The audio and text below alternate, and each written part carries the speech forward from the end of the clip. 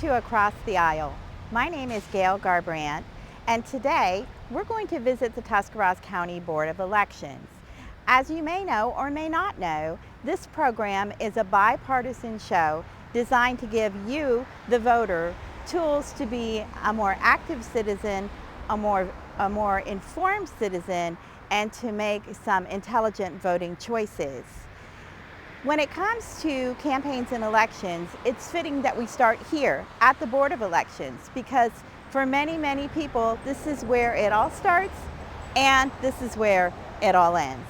Thanks for joining us. Let's go inside.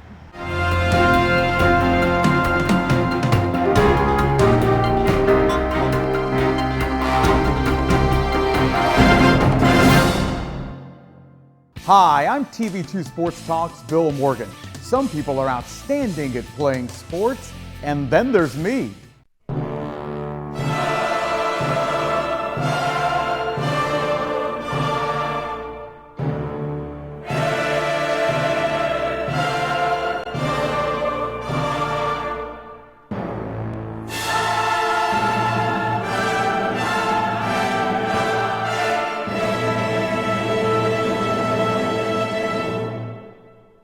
While we at TV2 Sports Talk may have never been All-State on the field, we are Tuscarawas County's MVP when it comes to local television sports talk and play-by-play.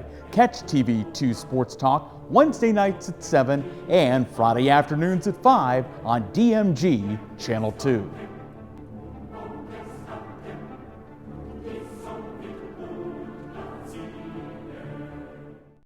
WJER and TV2 would like to introduce you to a new website, WJERTV2.com, where you can watch exciting high school football, soccer, and volleyball replays from TV2 Sports on your home computer, smartphone, or tablet. Also watch the latest episodes of TV2's original programming, Sports Talk, The Garden Girl, The Not So Shy Chef, Off the Record, and Medical Minutes, as well as catch up on local community news and search for local businesses. So make sure to check out the new WJERTV2.com community website where everything's local.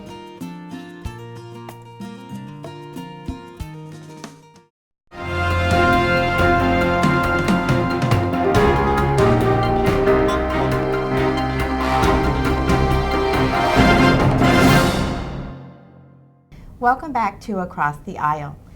My name is Gail Garbrandt, and today we're at the Tuscarawas County Board of Elections. I'm really pleased to introduce one of our guests, Sarah Canese, who is the Deputy Director of the Tuscarawas County Board of Elections. Welcome to the show, Sarah. Thanks for having us, Gail. You're very, very welcome. Well, as you know, we have lots of questions that we want to have answered so that our viewers will have information they need so they can become more active and more informed citizens. So let's go ahead and get started. If you wanted to register to vote and you've never registered before, where can you go to do that? What are the requirements to be a registered voter in the state of Ohio? To be a registered voter in the state of Ohio, you need to be a citizen, a resident of Ohio, and at least 18 years of age or older. You can go to any of our agencies, which are high schools, public libraries, the treasurer's office, the BMV, or our office is located on the ground floor of the original courthouse. Okay, and once you actually go in and register to vote, you have to fill a form out, correct, and sign it? You do. Currently, the form has to be filled out, hard copy, and sent to our office. Okay. Now, can it be sent through the mail or can it be brought in personally? Either way. We have a drop slot in case we're not open.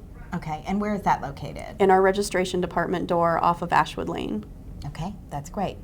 Now, once you make that important step and you register to vote, then you're registered to vote forever, right? That's a good misconception that lots of voters have. Once you're registered to vote, you are registered so that you can vote, which means you do need to vote when there's an election. If you do not have any activity, so no voting, you don't change your address, then after a period of 3 to 4 years, you're flagged in our system, which simply means we put you on a status that says, hey, there's no activity here. And then after 3 years, again, so a total of 6 to 7 years, you're removed from our records. So absolutely no voting, no activity, you will be removed in about a 7-year period. Okay.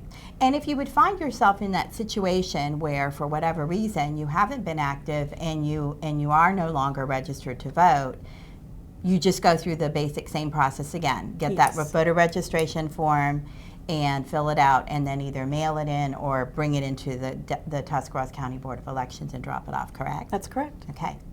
Now, there's another tool that I really want to mention that's really helpful for me, and I use it all the time, not always for myself, but for other reasons. On the Tuscarawas County Board of Elections website, there's a little link that says, "Am I registered to vote?" And if you go on that website and you click on that little icon, a little screen will come up and you type in your first and last name and your address, I believe, and it'll tell you if you're registered to vote as well as what precinct you're registered to vote in. And that becomes important as we move on to our next question. Is that correct? That's correct. And if you find, Gail, that you are not at the address that we have you currently registered at, on our website we also have a change of address link. So if you're currently registered in the state of Ohio, you can change your address online. We currently offer online change of addresses. Oh, that's really helpful. Now, does that work for if you move here from another state, or is it only if you're registered in Ohio and you move perhaps to another county or to perhaps another city or township? At this time, it is only for state of Ohio registered voters. The state is looking at, they received the okay through the legislator to create an online registration, but that is not implemented yet. Well, now we have some really valuable information, and thank you, Sarah. We know when we have to register to vote. We know where we can register to vote. We know what the requirements are. We know that there is a place on the website to check if we're a registered voter, as well as a form to change our address if we're in the state of Ohio and we've actually moved within the state as a registered voter. So our next question is there a deadline? Is there a certain date that you have to be registered to vote or you can't vote in the election? For the November 3rd, 2015 general election, you must be registered and have your change of address on file with us by Monday, October 5th at 9 p.m. Okay. Now, what happens about the change of address? What happens if you come in to early vote and you've moved? Can you change your address that day? Does that become a provisional ballot? And what is a provisional ballot? That's a really good question, Gail, because that's a big misconception in the county also. If you are registered somewhere in the state of Ohio, but you did not complete your change of address prior to Election Day, you can vote on Election Day, but you are a provisional voter, which means you must fill out the provisional envelope and you must vote paper. All right. Now, what is a provisional ballot? Does that mean that it's only counted if there's a tie, or it's never counted, or it's counted once your paperwork is processed? The provisional vote is checked before it is counted. So what the office staff does is take the envelope, make sure the voter is registered, make sure they voted in the precinct in which their address resides. If everything is what we say perfect, then that vote is opened and counted. If the voter is not registered or they voted in an incorrect precinct, then we have other steps to follow. But voters who are not registered in Ohio do not count. Okay, that makes it really clear. Thanks, Sarah. Okay, well, something else that's kind of occurred in the most kind of recent past, I guess I would say, is there's this new phenomenon for those of us who work in campaigns and elections that kind of have thrown all the old rules off kilter, and it's called early voting. So there are provisions in the state of Ohio for you to vote before actual election day. So Sarah, when's the deadline? When does that start and when does it end? Early voting doesn't exist in Ohio. We do still use that old terminology as absentee voting, but it's no-fault absentee voting, which means you don't have to have a reason. You just come in and cast your ballot before Election Day.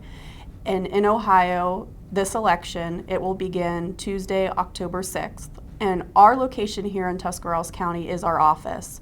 You'll actually use the North Broadway doors instead of coming in the alley through security. Okay, so remember, if you want to engage in early voting, maybe you're going to be away, maybe you're not feeling well, maybe you have a medical procedure scheduled or a vacation, or maybe you don't like bad weather in November, you can come into the Board of Elections and you can engage in that early voting process. And I want to thank Sarah again today. We are at the Tuscarawas County Board of Elections with Across the Aisle, and I'm Gail Garbrandt. We'll be back shortly with our next guest, Chuck Miller, who is the director of the Tuscarawas County Board of Elections. Thanks so much.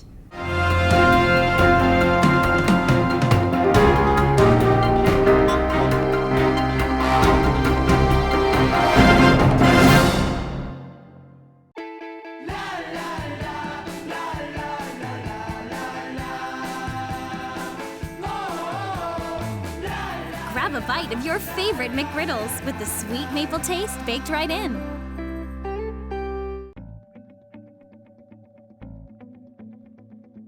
My name is Danielle. I'm a 2000 graduate from Buckeye Career Center Health Occupation Program, which helped me get my job here at Union Hospital on the pediatric floor as a registered nurse. We are Buckeye Career Center graduates. Buckeye Career Center helped my family get the training and education they needed to start our careers. We're Buckeye Career Center graduates. I'm Rod. Upon graduation of Buckeye Career Center, they helped me find a job. Adults who return to Buckeye Career Center to continue their education usually have one goal in mind. They want the opportunity for a better job. The fact is, adult education programs at Buckeye Career Center are less expensive and provide greater opportunities for job placement following graduation. It's your future. Get the facts. Buckeye Career Center. We put people to work. Find out more about your future at buckeyecareercenter.org.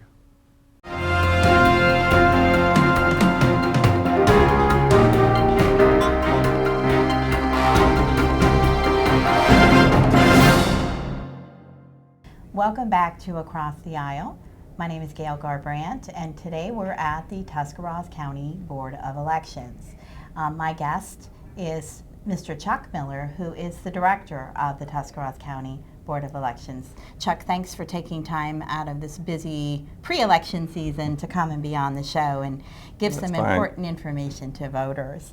Can you just tell us in a few words about the Board of Elections? What is their role in the campaigns and elections process, and your job as director, how do you fit into managing all of those responsibilities? Well, the Board of Elections is set up by a high revised code, and Sarah and I, I'm the code director, we have a 4-member board, 2 Democrats and 2 Republicans who oversee the office and all of us. And the job of the Board of Elections, I've always told people that come in, we're a printing company. You bring us your tax issue or your petitions or whatever, and we'll print it and get it out to the people so they can vote on. So I mean, basically that's what it is. We gather all the information and make sure that records are kept on elections and everything, and it's just out there. I mean, you know, it's just the function to make it work. Okay, so you're responsible for, once people drop off petitions, that kind of thing, getting that information on a ballot for voters to make their choices. Okay, that's great. Well, a little while ago we were talking with your counterpart, Deputy Director Sarah Knies, and we were talking about absentee voting. And I know that a big part of your time here is actually sending out those ballots and processing those ballots. So this election in November of 2015 is a non-presidential year. So typically voter turnout is lower than it will be next year in 2016 when we elect a new president. How many absentee ballots do you anticipate sending out in this off-year kind of cycle? Well, you always go back and look at this election 4 years ago, but the trouble is when people say, can you guess, this election, because I just counted yesterday, not counting the 2 or 3 state issues we have 38 local tax levies, 2 county and the rest. So a lot of it depends on what motivates you to get out and vote. Maybe you're not into candidates, but you're into your taxes and stuff. So this election 4 years ago, maybe we only had 1,000, but because we have so many issues this time, maybe we'll have 3,000. So I mean, it's never as cut and dry as people think. Okay. And then once you mail those out and people start bringing them in, are those ballots processed immediately, or are they sequestered until election night and then counted with the rest of the ballots? Well, the absentees, we mail them out hopefully on the day we get the request. I try to stay current with them. And you've worked here, we have a room out front where the counter is, and that's locked down under security and cameras, and the absentee teams work out of that office, and they mail them out, and in the morning when they get the mail, they receive them in. They all have barcodes and tracking numbers that relate to your name and your request, and they're not really opened and counted till election night, because you can't do anything until the polls close, but everything is ready for that day and that night for the board. So, and it's the first thing counted, but it's the last thing added in, because if they added in first, then it looks like you've doubled your precinct size. I gotcha. So absentees are counted first, but they're not actually added to the grand total till the end of the night. Okay. Well, and as someone who works on candidate campaigns, I will share this information with you, that an indicator of how sometimes your candidate is going to fare on election night is that first return of the absentee ballot. So we're always looking forward to see what that number is, because sometimes that's enough to sink the ship even before the rest of the counting gets started. Now, you did mention that there are quite a few tax levies on the ballot in November of 2015. The other issue that has gotten a lot of ink with the print press in Tuscarawas County is the issue of the new fire station in New Philadelphia. Do you think that that issue is going to be a salient issue with the voters that will bring people out, or do you think that because that tax levy is such a pocketbook issue that's going to affect people's income and taxes, that that's going to be one more driving people to the polls? Well, like I said earlier, it's a guessing game. It's not really as cut as dry as people say what it is. And so if you really care about the fire department and stuff, and for your village or whatever is on out there, then that's going to be a very driving force, maybe to get you to go out and vote when maybe you wouldn't have voted this time. But there's always the flip side where people say, hey, you know, enough is enough, and we got to work within my budget. I mean, all the arguments you've heard pro and con on both, you just don't know.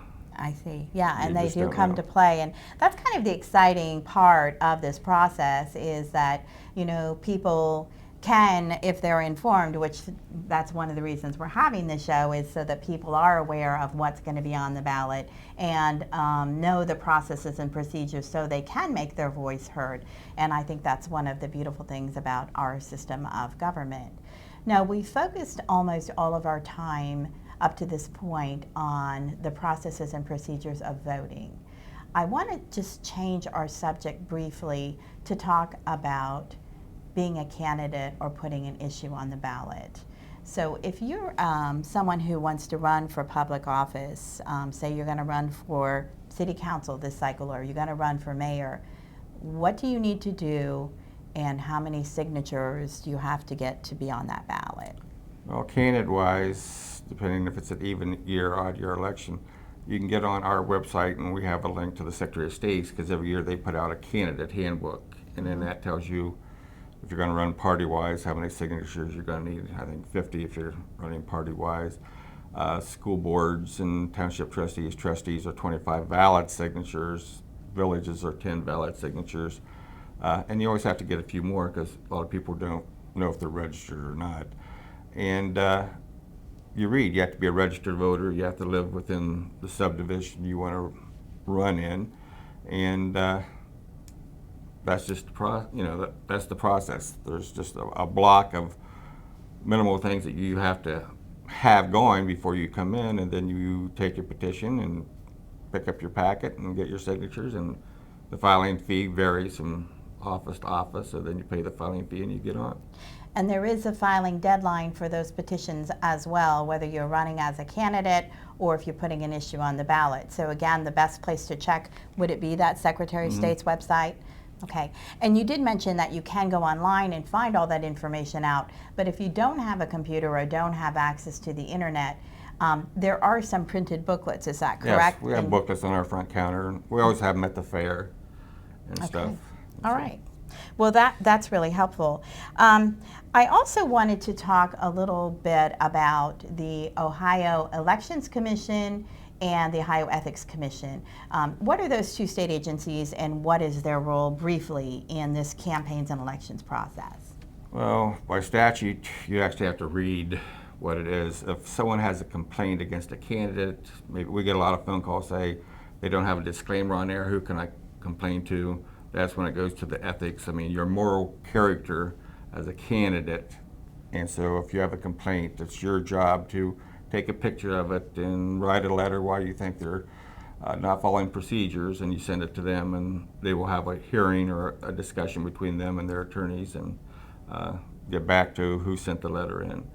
And that's the ethics, and the Election Commission is just overseeing the Ohio Revised Code that runs boards of elections.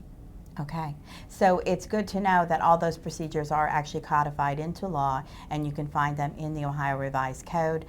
You can find the Ohio Revised Code here in the courthouse, in the law library, or at your private attorney's office. They would also have copies of the Ohio Revised Code. Well, Chuck, I want to thank you so much for taking time out of this busy pre-election season to meet with us and to share some important information with our potential voters. Again, this is Across the Aisle. We're a bipartisan show focused on giving information about procedures and processes in local politics, and we'll be interviewing some of the local candidates later on as we get closer to the election season. Again, I want to thank our guests today, Sarah Canese, Deputy Director of the Tuscarawas County Board of Elections, and Chuck Miller, the Director, for taking time out of their busy days to give us this important information and for allowing us to film in their offices. Please stay tuned and join us next time for Across the Aisle.